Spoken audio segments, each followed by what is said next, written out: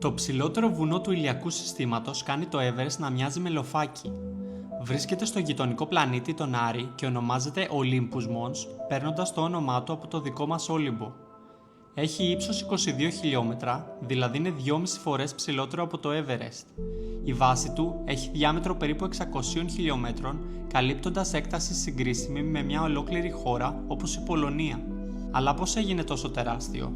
Σε αντίθεση με τη Γη, ο Άρης δεν έχει τεκτονικές πλάκες. Έτσι, για δισεκατομμύρια χρόνια, η λάβα ανέβαινε ξανά από το ίδιο σημείο, χτίζοντας αργά αυτό το τεράστιο ηφαιστειακό γίγαντα.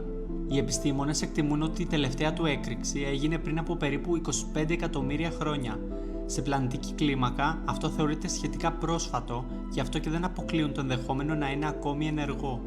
Και που ξέρεις, ίσως κάποια μέρα ο άνθρωπος να πατήσει στην κορυφή του και να κοιτάξει τον ορίζοντα από το ψηλότερο σημείο του ηλιακού συστήματος.